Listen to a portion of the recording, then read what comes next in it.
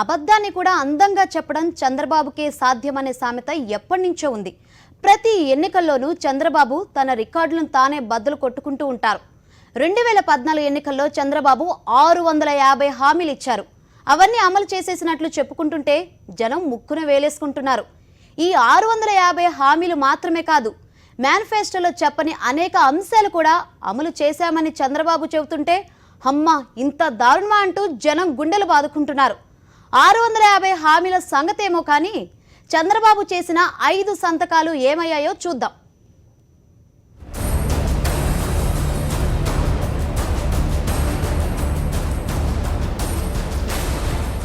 2014లో చంద్రబాబు ముఖ్యమంత్రిగా ప్రమాణ స్వీకారం చేసిన వెంటనే 5 సంతకాలు చేశారు. 2014 మేనిఫెస్టోలో చెప్పిన 650 హామీలను పక్కన పెడితే కనీసం ఆ 5 సంతకాలకైనా ఎంత విలువిచ్చారు, ఏ మేరకు అమలు చేశారో చూద్దాం. మొదటి సంతకం రైతు రుణమాఫీ, డ్వాక్రా రుణమాఫీ.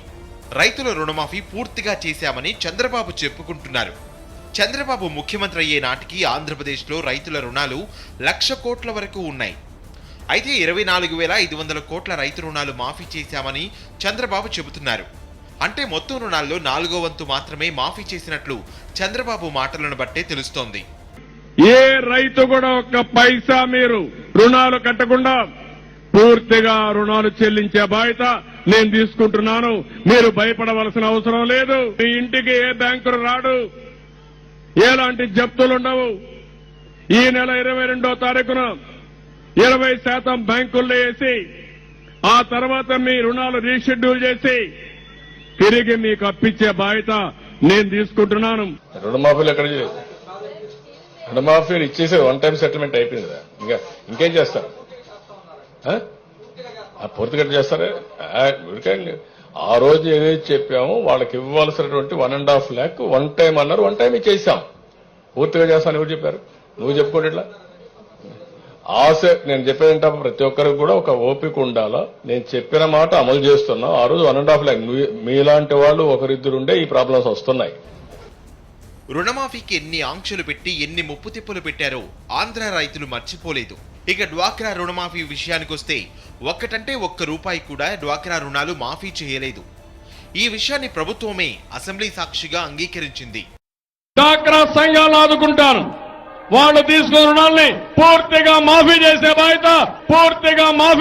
బాధ్యత తెలుగుదేశం పార్టీ తీసుకుంటాం.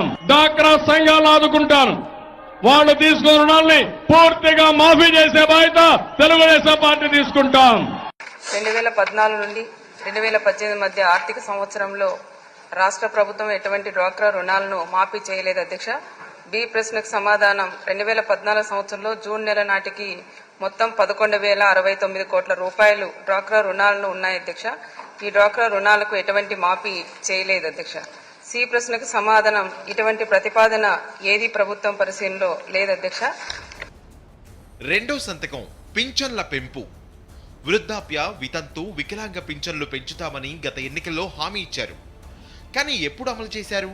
4.5 ఏళ్లు పింఛన్లు పెంచని చంద్రబాబు ఎన్నికలొచ్చాయని సరిగ్గా 2 నెలల ముందు మాత్రమే పింఛన్లు పెంచారు. అది కూడా వైఎస్ జగన్ పింఛన్లు రెట్టింపు చేస్తామని ప్రకటించడంతో చంద్రబాబు పెంచారు.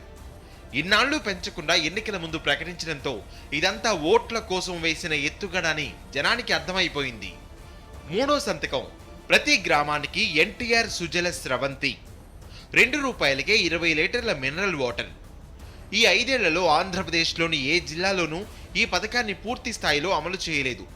మినరల్ వాటర్ కాదు కదా, కనీసం తాగునీరు కూడా అందని గ్రామాలు వేలల్లోనే ఉన్నాయి.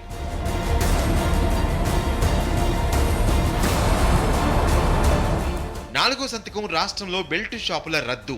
ఈ 5 ఏళ్లలో బెల్ట్ షాపులు ఎక్కడ రద్దు చేశారు? ఆంధ్రప్రదేశ్ అంతటా మద్యం ఏరులై పారుతోంది. గ్రామాల్లో కూల్ డ్రింక్ షాపుల్లో కూడా మద్యం అమ్మే పరిస్థితి ఉంది. బెల్ట్ షాపులు రద్దు చేయకపోగా వాటి సంఖ్య భారీగా పెరిగింది.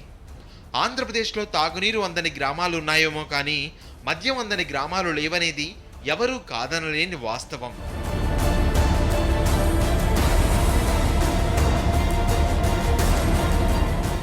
ఐదో సంతకం ప్రభుత్వ ఉద్యోగుల రిటైర్మెంట్ వయస్సు 58 నుంచి 60 ఏళ్లకు పెంపు. ముఖ్యమంత్రిగా ప్రమాణ స్వీకారం చేసిన వెంటనే 5వ సంతకం చేసిన చంద్రబాబు ఉద్యోగుల రిటైర్మెంట్ వయస్సు పెంచడాన్ని 3 ఏళ్లు పెండింగ్లో పెట్టారు. నాంచి 2017లో రిటైర్మెంట్ వయస్సు పెంచారు. ఉద్యోగులను ఉద్ధరించారని చెప్పుకునే చంద్రబాబు ఉద్యోగ లోకం అంతా మూకుమ్మడిగా కోరుకుంటున్న సిపిఎస్ రద్దుకు మాత్రం అంగీకరించలేదు. సిపిఎస్ కు వ్యతిరేకంగా ఉద్యమించిన ఉద్యోగులను పోలీసుల చేత కొట్టించిన ఘనత చంద్రబాబుదే.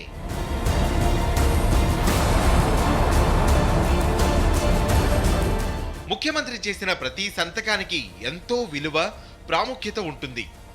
మొదటి సంతకాలనైతే చాలా ప్రతిష్టాత్మకంగా తీసుకుంటారు. కానీ చంద్రబాబు 5 సంతకాలకు కూడా దిక్కు లేకుండా పోయింది. ప్రజలకిచ్చిన హామీలు అమలు చేయకపోతే ఎన్నికల్లో నిలదీస్తారనే భయం కూడా చంద్రబాబులో కనిపించడం లేదు. మళ్లీ మేనిఫెస్టో పేరుతో కొత్త పథకాలతో ప్రజలను మభ్యపెట్టాలని చూస్తున్నారు. తానిచ్చిన హామీలను ప్రజలు మర్చిపోయి ఉంటారని చంద్రబాబు గాఢంగా నమ్ముతున్నారు. ప్రజలు మాత్రం అన్నింటినీ మూటకట్టి సిద్ధంగా ఉంచుకున్నారు. వంచిన పాలకులకు ఎలా బుద్ధి చెప్పాలో ఈపాటికే డిసైడ్ అయిపోయారు.